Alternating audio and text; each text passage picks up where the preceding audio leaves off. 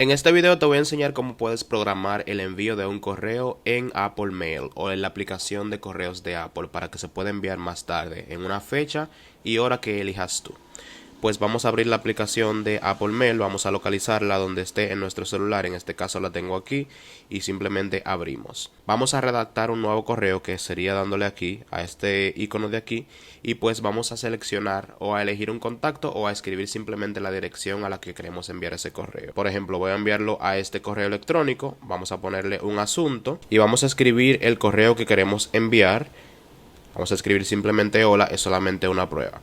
En este caso, a diferencia de Gmail, no existe ningún otro botón para poder programar el envío de correo. Lo que vamos a hacer es con el mismo botón de enviar, en vez de darle una sola vez, vamos a dejar el botón pulsado prolongadamente, unos segundos.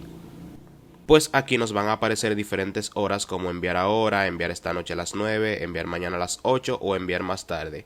Esta es la que vamos a seleccionar para que se nos abra el calendario y poder seleccionar la fecha y la hora en la que queremos que se envíe ese correo. Vamos a seleccionar por ejemplo el mismo día de hoy, que estoy grabando este video día 19 de noviembre, pero vamos a enviarlo un poquito más tarde. Son las 12:20 ahora mismo. Vamos a poner que se envíe a la 1:20, una hora después. Le doy a listo y simplemente ya se va a programar el envío de ese correo.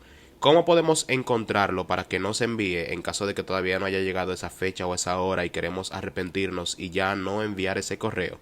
Es muy fácil, simplemente le damos a donde dice buzones, aquí atrás, y vemos esta opción que nos aparece aquí que se llama enviar más tarde, como puedes ver hay uno.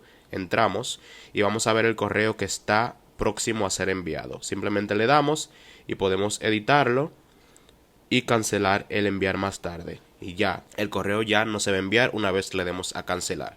Así que nada, esto ha sido todo. Espero que te haya gustado y te haya servido este tutorial. Suscríbete para que no te pierdas más videos tutoriales como este. Nos vemos en la próxima.